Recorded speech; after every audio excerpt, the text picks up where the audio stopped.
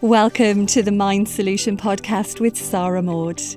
The Mind Solution Podcast is for leaders like you who are passionate about wellbeing in the workplace because you understand that a strong, resilient and happy workforce is the key to your organisation's success.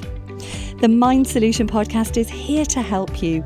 So join us every week where we'll share with you powerful insights, strategies and know-how to ensure that your people and your organisation are truly thriving from the inside out. Hello and welcome to another episode of the Mind Solution Podcast. And today's inspiration for a podcast actually comes from a conversation that I had a couple of weeks ago in the gym. So a couple of weeks ago, it's Monday, it was early, there was only a couple of us in the gym. And there was three of us that were in the kind of stretch zone, you know, the area in the gym where you do your core work and your stretches. And these two other individuals were having a conversation about their day ahead, which I was eavesdropping into, as you do. And it was really interesting, and this is probably the reason I was eavesdropping, because one of the individuals, a lady, was saying that her diary was basically just back-to-back meetings all day. Now, the trouble with working in the kind of field that I work in is that when I hear these things, I can't not say something. I can't not sort of question, is that an effective way of working, or give some kind of advice or guidance. So having been listening to this conversation taking place with these two individuals, I turned to her and I said, have you thought about maybe putting some time in your diary in between these meetings so that you get an opportunity to, go to the bathroom or just stretch your body, get a drink, get a cup of tea or whatever before you launch yourself into the next meeting? And she said, yeah, I know. She said, I know I should do that. And I'm probably just guilty of not creating that time for myself.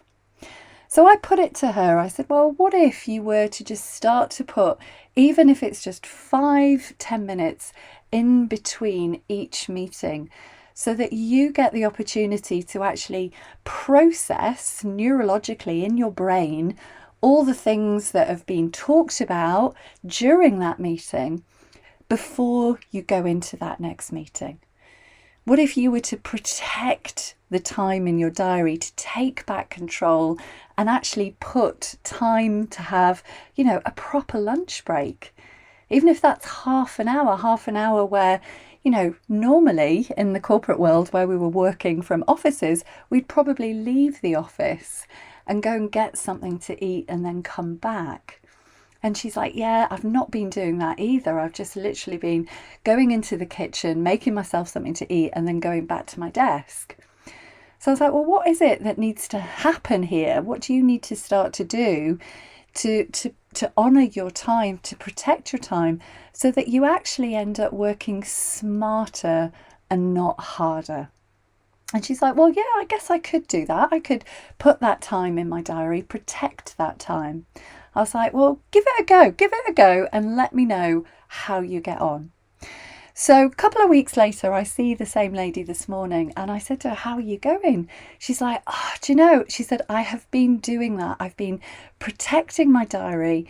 I've been making sure that I start at 9 o'clock, whereas before she was maybe going to the gym, getting home, having a cup of tea, and then just launching straight into her work schedule. And she said, I've even put a sign at the bottom of my computer that says log off at 5 o'clock.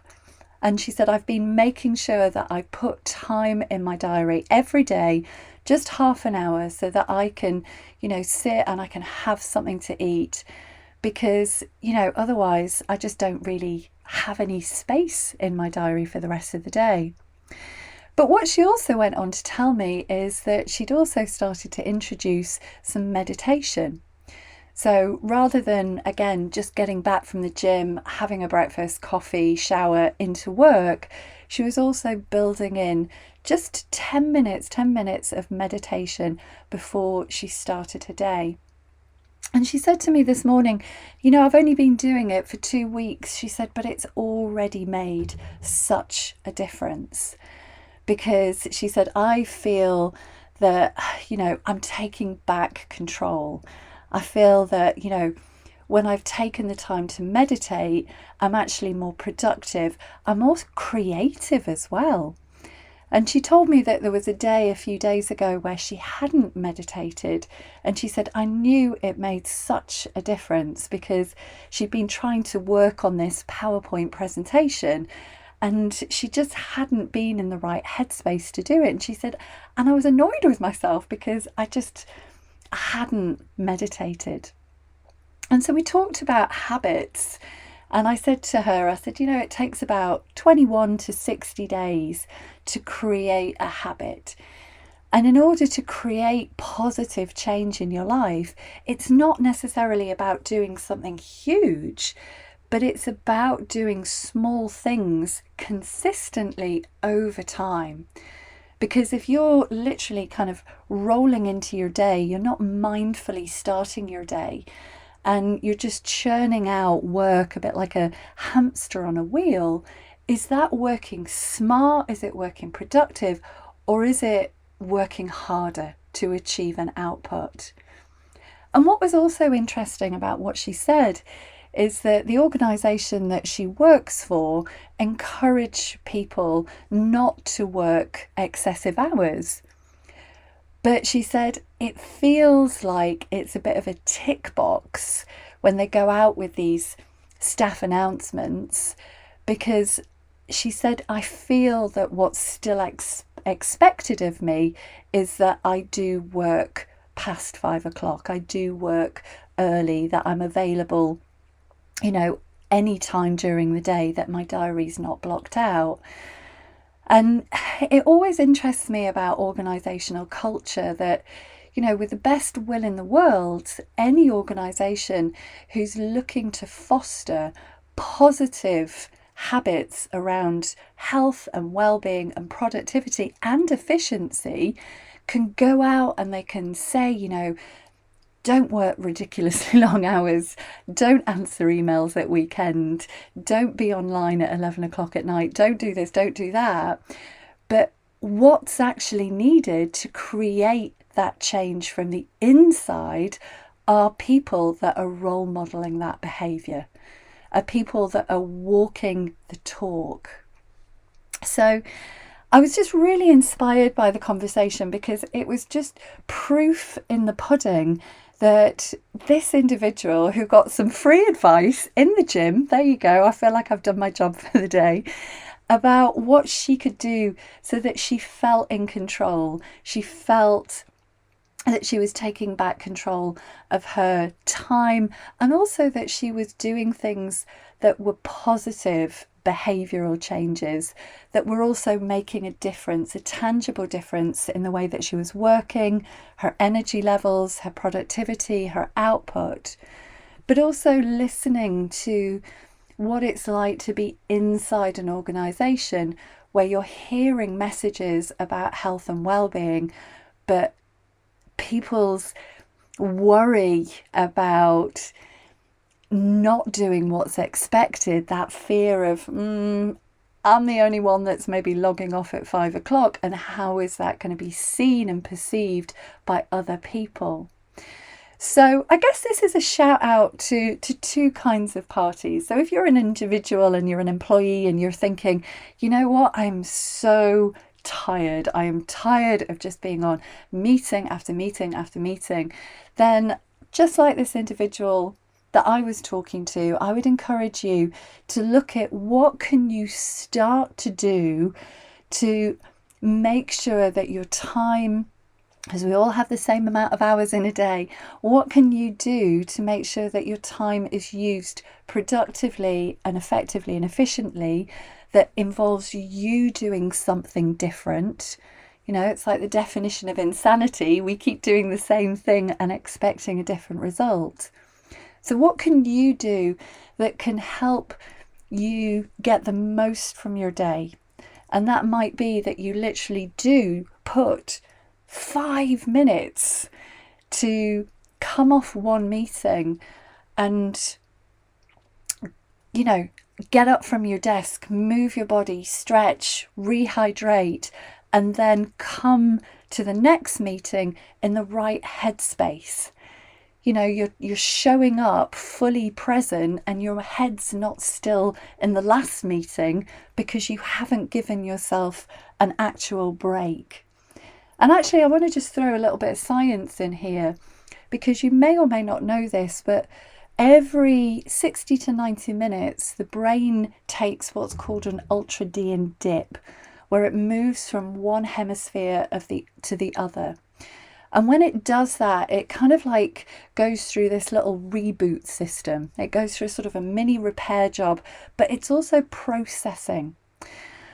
And if we don't give the brain that opportunity, at 5-minute break, really it should be a little bit longer, but if we don't give our brain that opportunity, then we keep overriding the brain's ability to function at a really optimal level.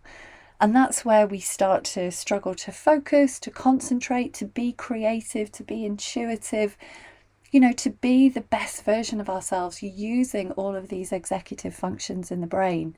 So trust me when I say that although it might feel unfamiliar, it might feel a little bit self-indulgent to put a little bit of time in your diary in between meetings, I absolutely guarantee that you will start to be more effective, more productive, and be working smarter and not harder.